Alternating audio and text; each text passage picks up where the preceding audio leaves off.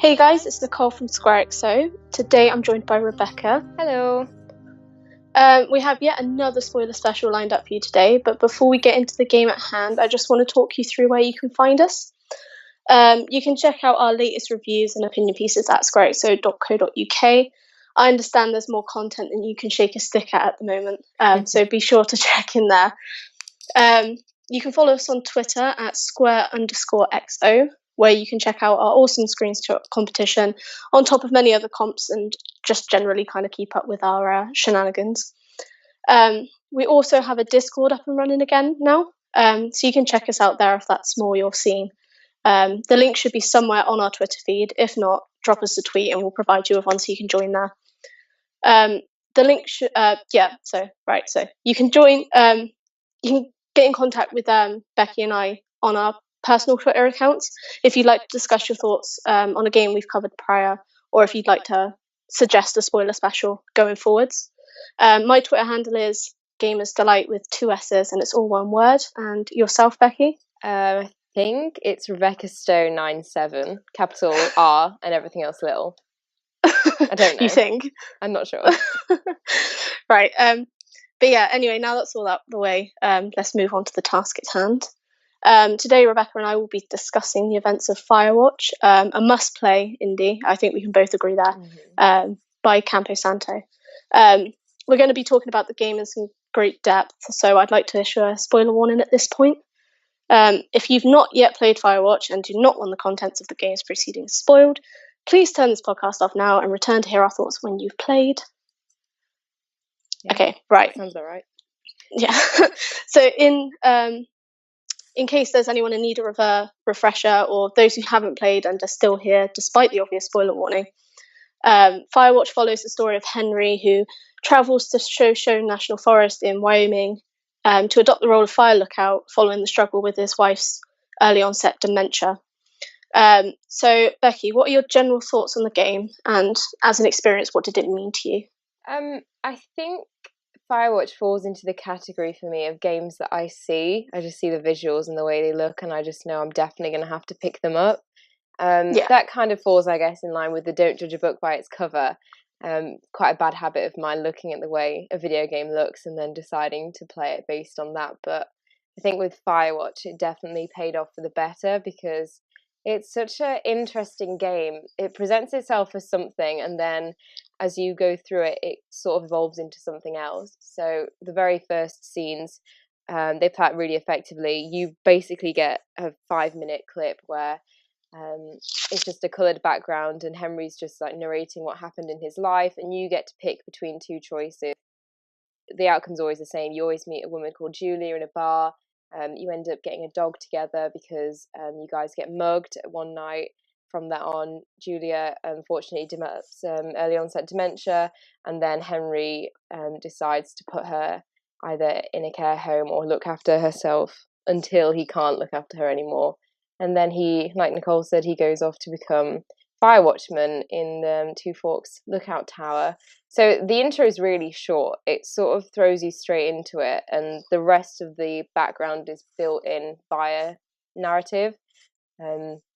Henry ends up meeting his, I guess Delilah's his boss in a way. Yeah, so he doesn't actually meet anybody else really throughout his time as a firewatchman. He just sort of is in his lookout, and then he interacts with Delilah via the radio, and it's just constant back and forth between you and Delilah, and you get to piece together Henry's backstory through that. It's really interesting because I knew it was a walking simulator. Above that, when I first got into it, I didn't really know what else I was getting into. So getting into it and then realising how in-depth it actually was, and unfolding the story, and then there's this sort of mystery aspect as well that builds in. It really impressed me, and we'll talk about it more when we actually get to the end, but the ending is something interesting too, and it's definitely divided a lot of audiences. So I agree with Nicole. I think that Firewatch is something that you must play if you have, the system, and hopefully Firewatch is coming to the Switch. It's been rumoured that it will be on the Switch at some point soon, so that would be good and open the door for an entire new wave of consumers to enjoy it. But yeah, I just think I can't fault it. I think it's great. Good.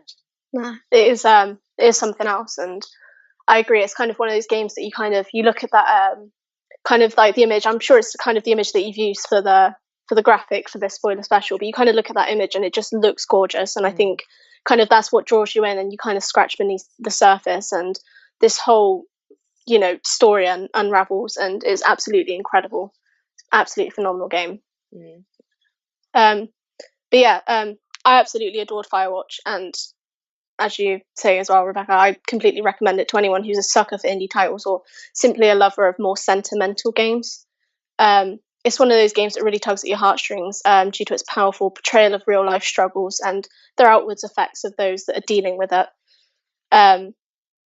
Obviously, as you mentioned, upon loading up the game, you're hurled headfirst into this stirring on-screen dialogue section that narrates the relationship between Henry and Julia, depicting how they met, how their relationship evolves before slowly unraveling following Julia being diagnosed with early onset dementia. I think this part of the game shrewdly gets you immersed by providing you with dialogue options, because you're choosing between it. It's a really small mechanic that really initiates that emotional connection with the game and gets you involved, and I loved it. You really start to feel Henry's pain and his need to escape, and I think that gives the story and its events that much more impact. Firewatch is absolutely gorgeous, as you've said, and I love the way the developers find that balance in letting you explore this beautiful setting that's brought to life in this absolutely stunning, it's a very simplistic art style, which I love, whilst maintaining your interest in the story itself. You don't have total freedom to explore at your leisure, because obviously you get equipment restrictions and stuff. But at the same time, your curiosity is piqued throughout as the developers intertwine these teasers. As you say, there's loads of mysteries to kind of solve and piece together. And Ilbert encourages you to proceed further in the story and explore your surroundings in greater depth and, as I say, piece things together. All else aside, I think Henry's relationship with Delilah is paramount in Firewatch. They're likable, well-cast characters, and they deepen the story and that emotional connection that I've mentioned. It makes Henry human as you kind of delve into his desire for companionship, and it really builds that element of realism. And I love their character development throughout. It makes for a touching tale, but also ensures, I think, that Firewatch excels in all areas. To me, I think the game really has everything. And as I said, to start with, I think it's a must-play, definitely. Yeah. It's brilliant. So what were your personal highlights whilst playing it then, Becky? I think I've got a few. I think before I delve into the highlights, I also want to mention that it's got a really clever way of drawing you in. So you'll play your first day and you'll literally play for about 3 minutes, and it'll just be Henry walking through the woods, and then he'll get to the lookout, and then he'll put his stuff down, and then all of a sudden it will say day 3, and you're like, oh, what? Day 1 and 2. And it plays like that for a while. So some of the days you play will only be about 5 minutes long. Some of them will be less than that, and they'll skip from, I think it goes like day 3, day 9, day 15, then it jumps really far ahead, and it's like day 32. I think one of my first favourite moments was, we've talked obviously a lot that Henry's escaped basically from his his life and his troubles, and it was clear that he was really struggling to deal with Julia losing hold of herself as a person. So I think one of my favourite moments is on day 15, where he wakes up in the middle of the night to Julia calling him, and they have a conversation, and it's almost like, oh well, she's better, like she sounds fine, she sounds like she can remember stuff, and she sounds happy. And I think I remember playing that bit, and even though I thought, oh, he's just woken up, I was like, let's get going, let's go back, that's going to be the next part of the story. We'll obviously go back, we'll get to be with Julia again. And it's revealed a few days later that he was talking in his sleep, and Delilah was on the other end of the radio, and she could just hear him talking in his sleep about Julia. So I think that it's such a small moment, but it does really cement that Henry's really feeling a lot of grief for his old life, and he maybe feels a lot of grief and guilt for basically running away and leaving Julia in the old person's home, where he can't look after her anymore. He's admitted to himself and everyone else now that he can't look after her. So I think it's quite sad to see that, even though to Delilah most of the time he's just acting out his job and they're having quite humorous conversations, his most vulnerable, he really is still very, he feels really guilty, and he probably feels a lot of grief for the situation he left behind. So I think just such a small segment of gameplay. I mean, that's one of the segments that probably lasts about 30 seconds, and I think you just pick up a photo of Judah, and that's the only interaction you can have with a cat in the middle of the night. That's definitely got to be one of my favourite ones. And then there's a pivotal point where Henry and Delilah's relationship changes when they're watching one of the fires burn out in the forest. And I thought that was quite an interesting point to watch out as well, because it's almost like you're torn because you've just watched this segment of him. Obviously he's been talking in his sleep about his wife, who he clearly still loves, and then he's so desperate to have another comfort from just another human being there, because he's obviously all alone in his lookout tower, and Delilah talks to him every day, and they do form sort of a relationship via words where they flirt with each other, and they confide with each other in everything that's been going on. So that was also quite an interesting turning point. And I think I just definitely do want to say, I think her name's Cissy Jones, who voiced Delilah. Is that her name? I think it is. I think so. That sounds familiar. She did a fantastic job with voice acting. In fact, everybody involved in Firewatch, because obviously there's no model human to animate in front of your character. You are literally, you're looking at the environment, and that's what you're looking at 90% of the time. So to say that you can just, be sitting there watching a fire burn over the forest and still have all this emotion and outpour, and you can feel all her feelings just through a radio and a walkie-talkie. I was so impressed by that. I think she won a BAFTA at the Games BAFTAs for voice acting and performer. I think she really deserves it. Really, really talented. But I've got a few more favorite scenes, but most of them are sort of a little bit closer to spoiler territory. So I'll let you go with yours first. Oh, okay, right. So obviously, as you say, I think it's definitely worth kind of commending obviously the voice of Delilah. I think she does bring a lot of personality to the role. And as you say, you can't physically see her there, but you can really kind of envision the kind of person she is just through how well she brings the character to life with her voice acting. It's absolutely fantastic, and well deserved BAFTA in my opinion. But I think for me, it's so it's a couple of moments tied together and kind of the effect they have. So I think for me, I was totally taken back by Campo Santo's ability to build this serene atmosphere and sense of security, and completely turn it on its head through a series of events. So at first, you're in this stunning setting, complete with awe-inspiring vistas. You're feeling at one with nature, and that element of escapism really nestles in. And before you know it, obviously you have the conspicuous stranger that appears with a torch as you're returning to your lookout tower. That frightened me. Yep, scared the hell out of me. And obviously you have the bothersome teenagers you scold for breaching health and safety laws. They go missing, and the setting becomes sinister and spooky, and you'll want to explore is kind of tainted by the fear of what you might find.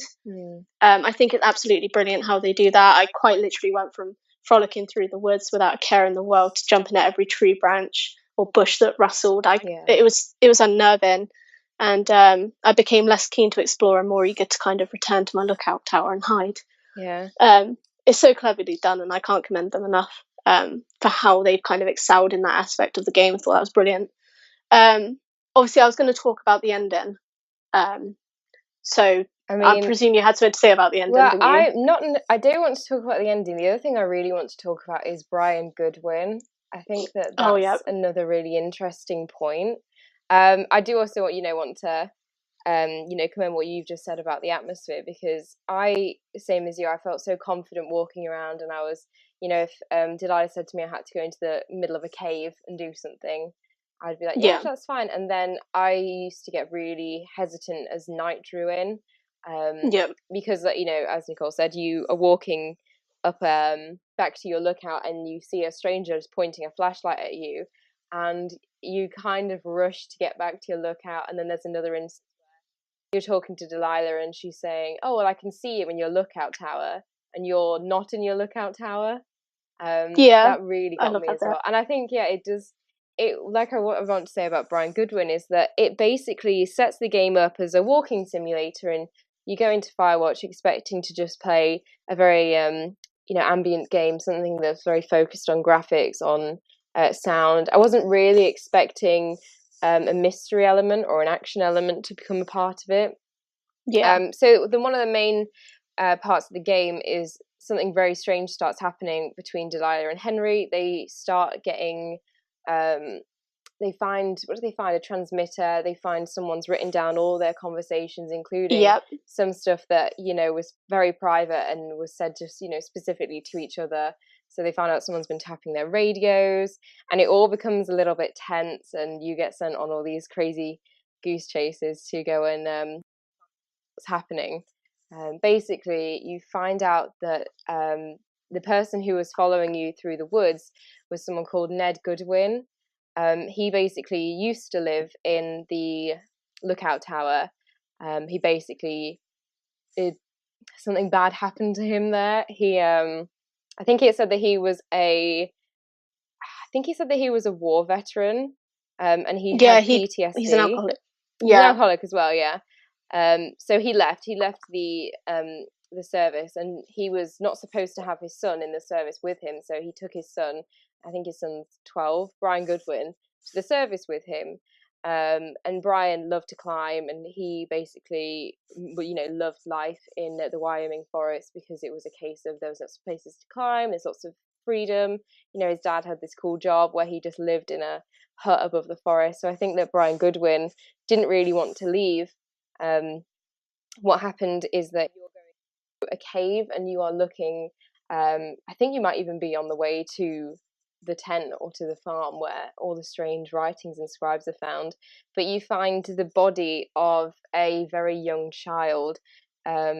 Basically, you find out that is Brian Goodwin, that is Ned Goodwin's son, and it's so sad because he died in a rock climbing accident, I think like 3 or 4 years before Henry arrived. But he obviously, he was very independent, and he just wanted to climb, and he just wanted to be free. I think that probably didn't help Ned with his instability, and that sort of led to him growing a sort of obsession with Henry and Delilah, and listening to their messages and following them around and trying to scare them out of the lookout tower. So I think finding his body, and then later you find his cave. It's sort of like a sheltered area where he's got all of his hobbies and everything, and he has novels and comic books and everything there.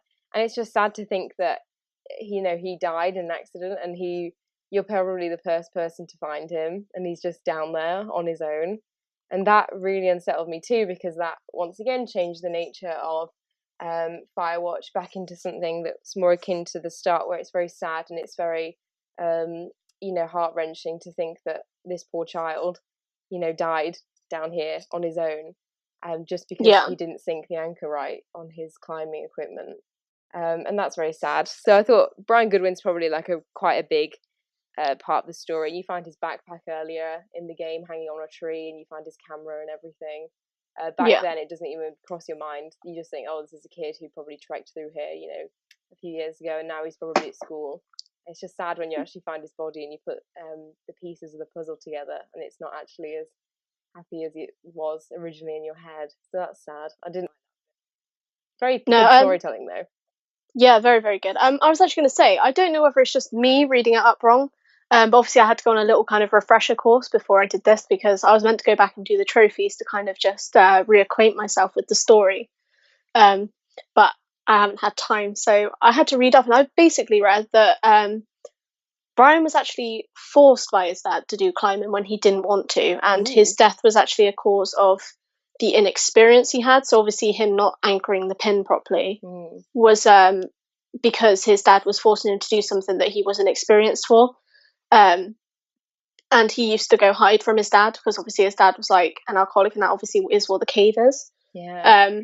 I don't know which. I haven't played it in ages. I'm just talking from what I can very, very briefly remember. Vaguely. So it's more than likely that there's something to do with the fear of him and his alcoholism that drove him away in the first place.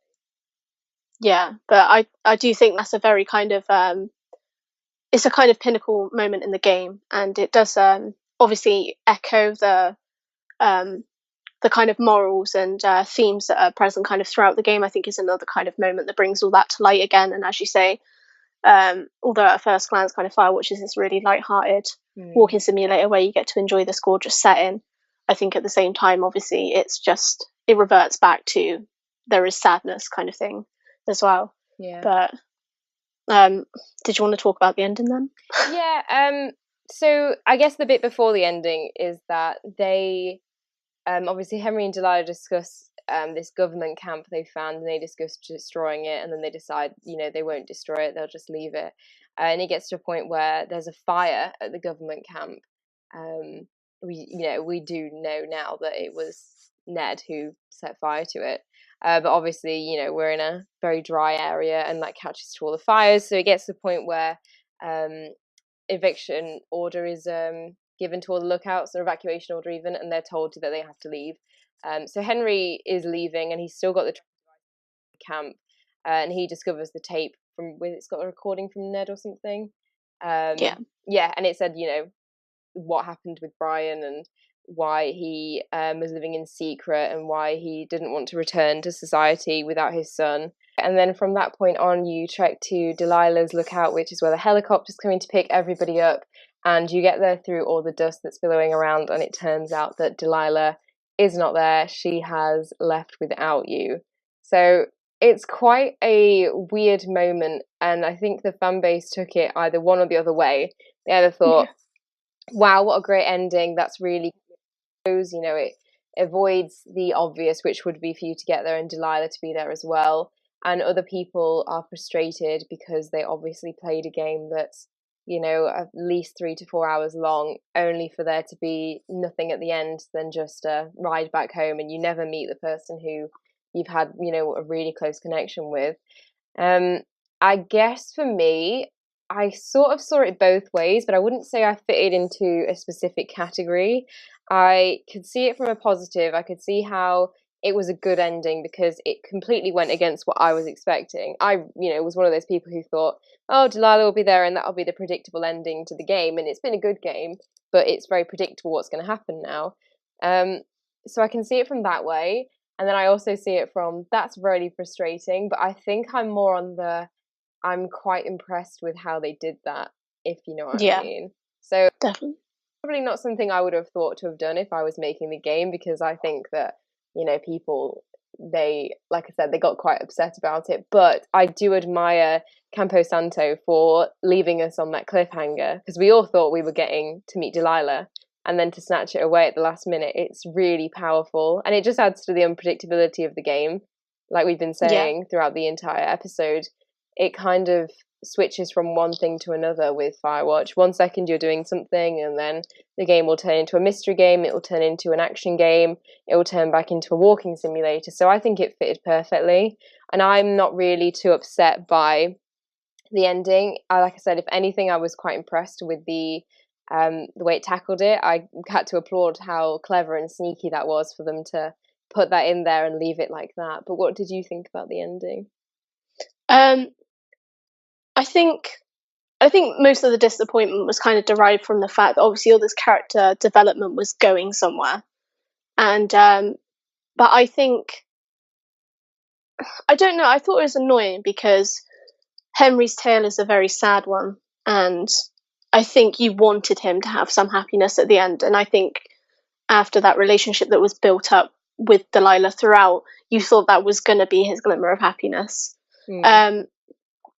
But when you realise that these two aren't going to come together, it is a massive kick in the guts. But I think it's perhaps, like you say, the most effective part of the game, and I think they were quite sneaky and clever in putting that in, because I think it's made for a really kind of good, like a really good impact. I think it's what leaves that kind of gaping void in you afterwards that makes you want to play again, and it kind of lets the game give, like, it has a sentimental value to you because you think back, and that feeling at the end of pure disappointment kind of resonates with you.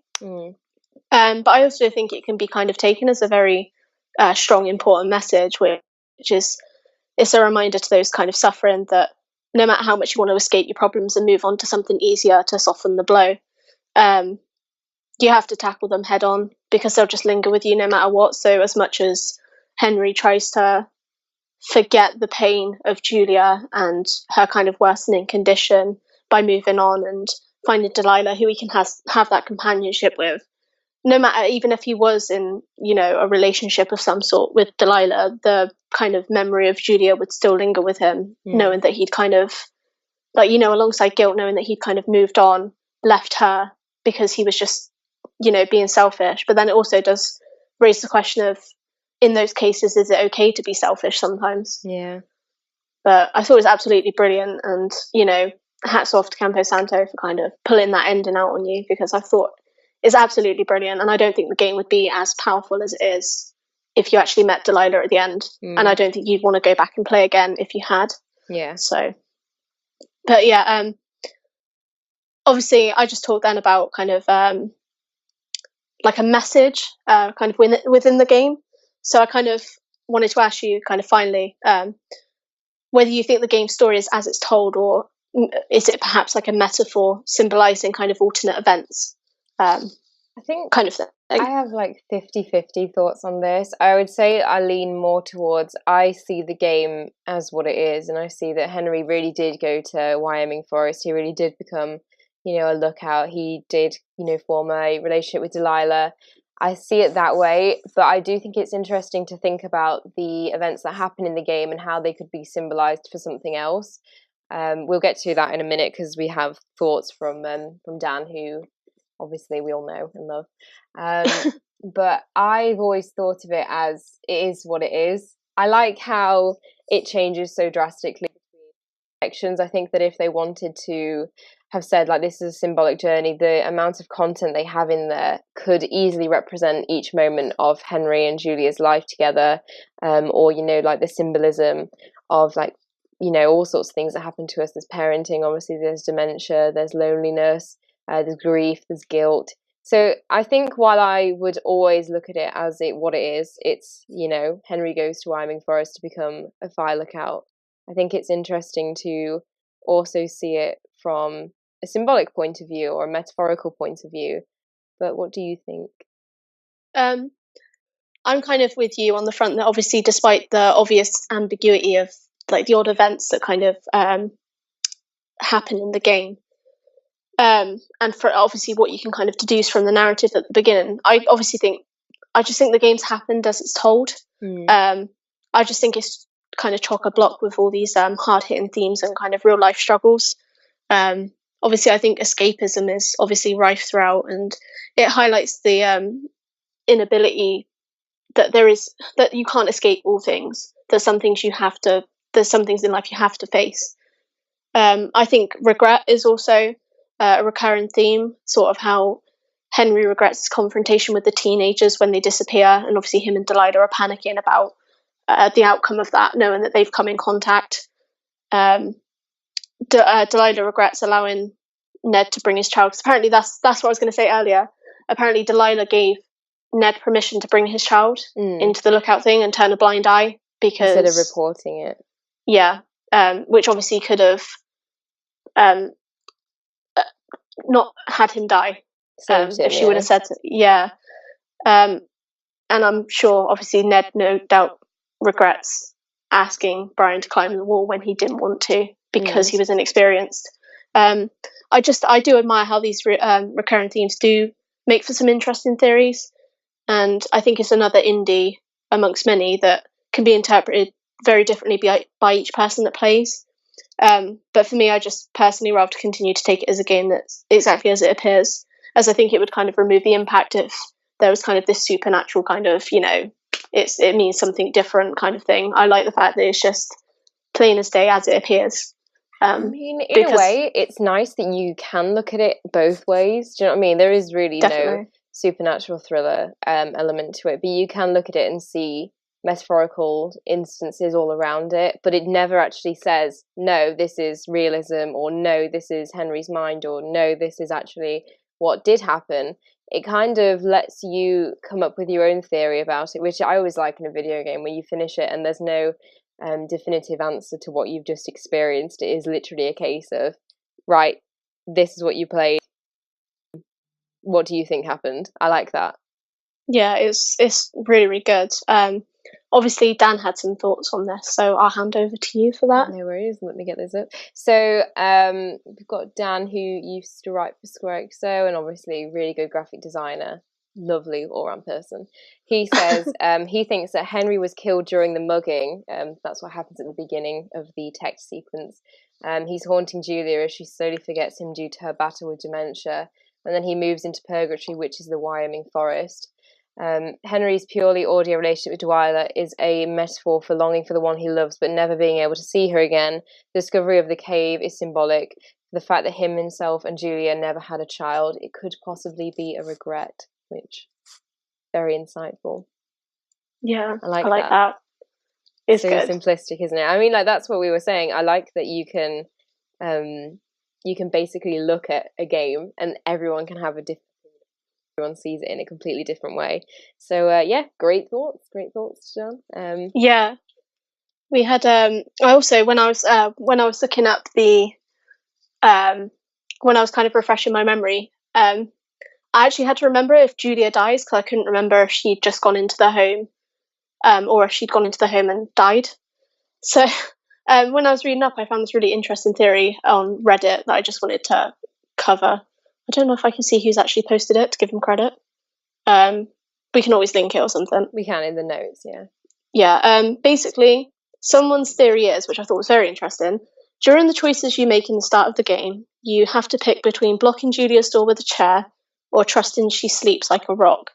I was surprised to see that this choice was not revisited later in the game. After Henry spends the night in the cell and Julia's parents fly straight over from Australia, are they perhaps shocked to find the state of the house because it is burned down with Julia inside?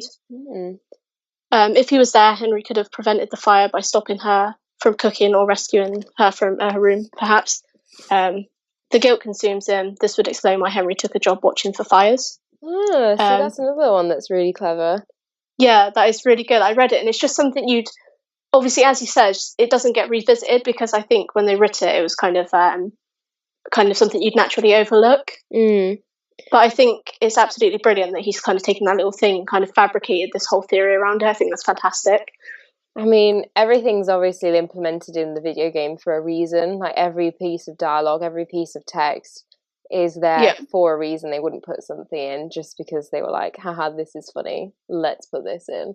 Or should we drag out the narrative by putting this sentence in? Like, everything's obviously been very well thought out. And like we said before, Campo Santo did such a good job of letting you play the story out, and regardless of what happened, you end up in the same place. And I think it's incredible that, to say we'd never see Julia. The only picture we have of Julia is one where she's holding the camera in front of her face and Henry's standing behind her.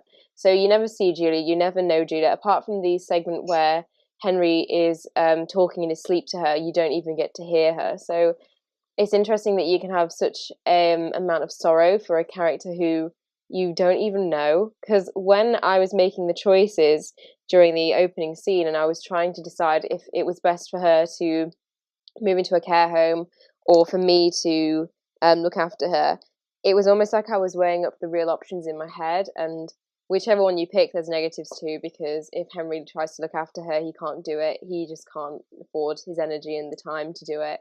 And if he puts her in a care home, then people look down on him for saying, oh, well, I hope my husband doesn't put me in a care home and just give up on me. So it was just so interesting that such a small game with such a short running time really gets you like that. You really understand the character struggles, and you understand how Henry's feeling, and you can almost understand how Julia's feeling too. And for such a minor character, she really is such a driving point in the game. So I think that that's something else that's really, really clever and something that's worth mentioning as well. Definitely. I think that's just, it goes to show, I think, how good the game is, that they've written these characters so well that they can have such an impact when you don't get to see them. Or in Julia's case, really hear them, to be honest.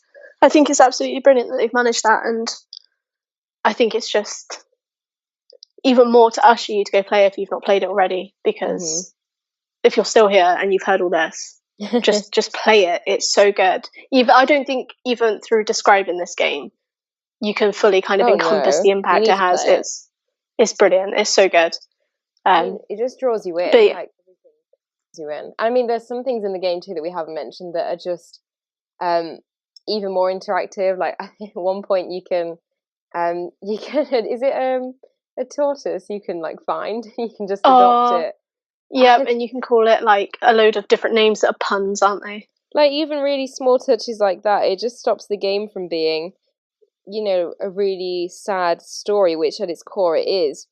But I think like moments like that, and they've done the pacing really well, where there's a really nice mix of just being out in the wilderness and being able to enjoy your job, and you can stroll around and take pictures, and the scenery, like we said, is gorgeous. It consists mostly of just blocked out colours, and I think one of my favourite places in particular is there's a house that's burnt down, but you can you can see like a mountainous range through one of the windows, and it's just probably about 5 shades of green, just shaped into mountains and trees, and it's so pretty, and it's literally just one colour, you know, and then one shade darker and one shade lighter between it, and it's so immersive, and you get a real depth of field just by looking at it. And I just think that really is something that, you know, I take my hat off to.